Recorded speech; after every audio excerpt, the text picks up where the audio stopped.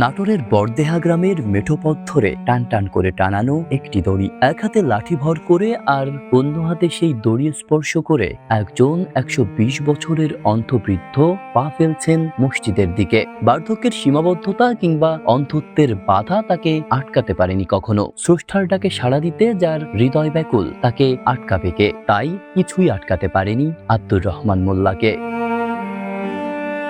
সব প্রতিবন্ধকতা তিনি পেছনে ফেলে ২ দশক এভাবে মুয়াজ্জিনের দায়িত্ব পালন করেছেন।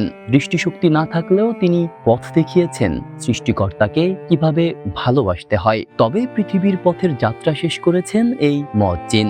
রোববার তার রবের ডাকে সাড়া দিয়ে চিরতরে পাড়ি জমিয়েছেন না ফেরার দেশে। মৃত্যুকালে তার বয়স হয়েছিল ১২০ বছর। কিন্তু তার গল্পটি এখানেই শেষ হয়ে যায়নি। ধর্ম আর স্রষ্টাকে এমন অবিচল ভালোবাসার যে নজির তিনি দেখিয়েছেন, তার সূচনা হয়েছিল আজ থেকে ২২ বছর আগে। এক দুর্ঘটনায় চিরতরে নিভে গিয়েছিল তার চোখের আলো, কিন্তু দমে যাননি তিনি। অন্ধত্বের আধারকে জয় করেই বড় ছেলেকে সাথে নিয়ে পাড়ি দিয়েছিলেন মক্কায়, পালন করেছিলেন পবিত্র হজ। আব্দুর রহমানের পরিবারের সদস্যরা জানান, তিনি হজ থেকে এসে নিজের ৫% জমি মসজিদের নামে লিখে দেন। নিজের হাতে গড়া সেই মসজিদে আজান দেওয়ার তীব্র এক নেশা ছিল তার। চোখের আলো ছিল না বলে চিন্তায় ছিল পরিবারের সদস্যরা, কিন্তু তিনি সব বাধাকে জয় করেছিলেন। অন্ধ হয়েও তিনি মানুষকে পথ দেখিয়েছিলেন কিভাবে সৃষ্টিকর্তার প্রতি কৃতজ্ঞতা প্রকাশ করতে হয়। বাড়ি থেকে মসজিদের দূরত্ব ছিল ২০০ মিটার। একজন শতবর্ষী অন্ধ মানুষের জন্য এই পথটুকু পাড়ি দেওয়া ছিল হিমালয় জয়ের সমান কঠিন। কিন্তু স্রষ্টার ডাকে সাড়া দিতে তিনি ছিলেন ব্যাকুল। সেই ব্যাকুলতা থেকেই তিনি সব বাধা মারিয়ে প্রতিদিন ৫ বেলা যেতেন মসজিদে। চলাচলের সুবিধার জন্য সন্তানেরা বাড়ি থেকে মসজিদ পর্যন্ত বাঁশ পুঁতে রশি বেঁধে দিয়েছিল। সেই রশি ছুঁয়ে ছুঁয়েই শতবর্ষী এই মুয়াজ্জিন ২ দশক ধরে নিয়মিত দিয়েছেন আজান। কোনো ঝড় বৃষ্টি কিংবা বার্ধক্যের শারীরিক যন্ত্রণা তাকে তার দায়িত্ব থেকে এক চুলও সরাতে পারেনি।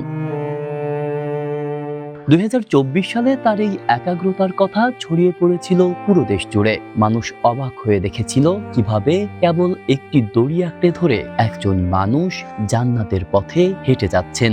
আজ সেই দড়িটি আছে রশি টানানো বাঁশগুলো, শুধু নেই আব্দুর রহমান মোল্লা। রোববার সন্ধ্যা ৬:৩০টায় তিনি শেষ নিঃশ্বাস ত্যাগ করেন। বরদেহা গ্রামের সেই ঘরটি এখন নিস্তব্ধ। যে মানুষটি আজীবন অন্যদের নামাজের জন্য রেখেছেন, আজ তিনি নিজেই শুয়ে আছেন চিরশান্তির ঘুমে। সোমবার সকালে স্থানীয় কবরস্থানে তাকে দাফন করা হয়। কপটচারী ধার্মিকতার যুগে আব্দুর রহমান মোল্লা কেবল একজন মুয়াজ্জিন ছিলেন না, তিনি ছিলেন বিশ্বাসের এক অবিনশ্বর মিনার। তার মৃত্যুতে একটি অধ্যায়ের সমাপ্তি ঘটল ঠিকই, কিন্তু যে অনুপ্রেরণা তিনি রেখে গেছেন তা যুগের পর যুগ আলো ছড়াবে হাজারো পথহারা মানুষের অন্তরে। তিনি শিখিয়েছেন জীবন নিয়ে অভিযোগ না করে সীমাবদ্ধতাকে কিভাবে জয় করা সম্ভব।